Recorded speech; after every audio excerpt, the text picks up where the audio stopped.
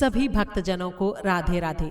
कथा शुरू करने से पहले एक छोटी सी रिक्वेस्ट, अगर आपने मेरे चैनल को अभी तक सब्सक्राइब नहीं किया है तो प्लीज इसे सब्सक्राइब करें और वीडियो को ज्यादा से ज्यादा शेयर करें ताकि और लोग भी इस पुण्य कथा को सुनकर इसका लाभ ले सकें। अगर आप पाठ या जाप की कोई धार्मिक किताब, पूजा या पाठ का किसी भी तरह का कोई सामान या शादी ब्याह की जरूरतों का कोई सामान खरीदना चाहते हैं तो नीचे डिस्क्रिप्शन में दिए हुए अमेज़न स्टोर के लिंक पर जाकर खरीद सकते हैं। अगर आप चैनल की मेंबरशिप लेना चाहते हैं तो वीडियो के नीचे दिए गए ज्वाइन बटन पर जाकर ले सकते हैं। कार्तिक मास की सारी कहानियों को एक साथ एक ही वीडियो में सुनने के लिए ऊपर आई बटन पर क्लिक करें। कार्तिक के महीने में विशेष फल देने वाली माँ लक्ष्मी जी की कहानी और विष्णु सहस्त्र नाम सुनने के लिए भी ऊपर आई बटन पर क्लिक करें। तो शुरू करते हैं आज की कथा। कार्तिक मास महात्म्य 20वां अध्याय।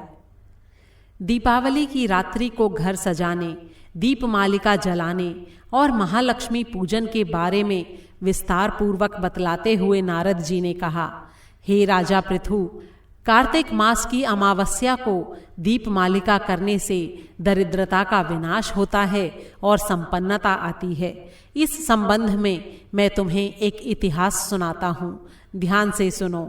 थुरसैन देश में सत्य शर्मा नाम का एक बड़ा ही दरिद्र ब्राह्मण था। उसके मन में बस एक यही इच्छा थी कि यदि मेरे पास धन हो तो मैं उसे यज्ञ, दान, पूजा पाठ और अन्य धर्म कार्यों में खर्च करूं। अपनी दरिद्रता के निवारण का उपाय पूछने पर एक विद्वान ने उसे बताया कि तुम शिवजी की आराधना करो। ब्राह्मण सत्य शर्मा ने सच्चे हृदय से भगवान शिव की उपासना शुरू कर दी। 1 वर्ष बीत जाने पर शिवजी ब्राह्मण का रूप धारण करके उसके पास आए और बोले, हे विप्र, धन प्राप्ति के लिए तुम राजा के पास जाकर उससे वरदान मांगो कि कार्तिक की अमावस्या को तुम्हारे सिवाय कोई अपने घर में दीपक न जलावे। ब्राह्मण ने ऐसा ही किया और राजा ने उसकी बात स्वीकार करके कार्तिक कृष्णा चतुर्दशी को सारे शहर में ढिंडोरा पिटवा दिया कि अमावस्या को कोई भी अपने घर में दीपक न जलाए। राजा की आज्ञा मानकर अमावस्या की रात्रि को किसी ने भी दीपक नहीं जलाया।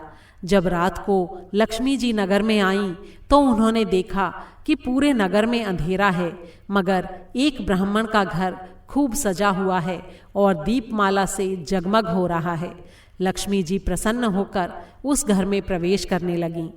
उन्हें अपने घर में प्रवेश करते देख सत्य शर्मा उनका मार्ग रोककर खड़ा हो गया और कहने लगा, हे भद्रे, तुम्हारे पति अत्यंत कठोर हैं और तुम बड़ी ही चंचल हो, इसलिए हमारे घर में प्रवेश मत करो।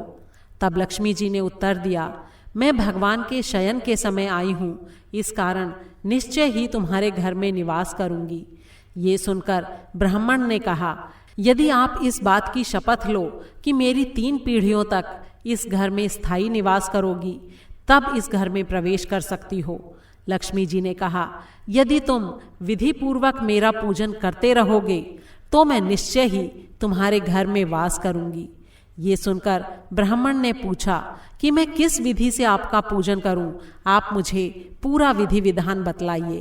तब लक्ष्मी जी ने कहा, हे ब्राह्मण, प्रतिवर्ष कार्तिक मास की अमावस्या को प्रातःकाल स्नान आदि से निवृत्त होकर देवताओं व पितरों का पूजन करो।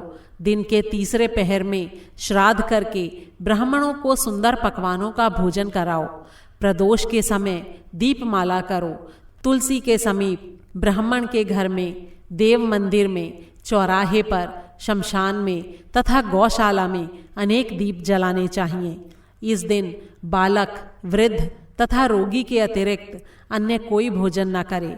सायंकाल को स्वस्ति वाचन करते हुए गणेश जी और कुबेर जी का पूजन करके संकल्प करो। उसके बाद लक्ष्मी जी का पूजन करो और कहो, कमल के आसन पर स्थित, कमल के फूलों की माला धारण करने वाली, कमल जैसे नेत्र, गंभीर नाभि और स्तनों के भार से नम्र, सुंदर वस्त्र धारण करने वाली, देवताओं के हाथियों द्वारा मणियों युक्त घड़ों से स्नान करने वाली, हाथ में कमल का पुष्प लिए ऐसी लक्ष्मी मेरे घर में निवास करें।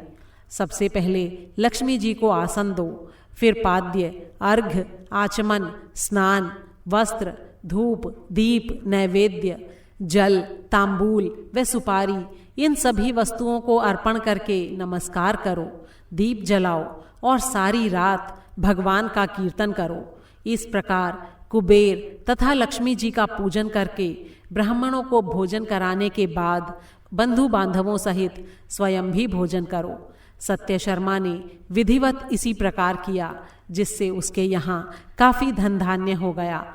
इसके बाद उसने अनेक यज्ञ और अनेक धार्मिक कार्य किए। जीवन के संध्या काल में वो संसार से विरक्त होकर मथुरा चला गया और वहीं पर समाधिस्थ होकर विष्णु लोक को प्राप्त हुआ।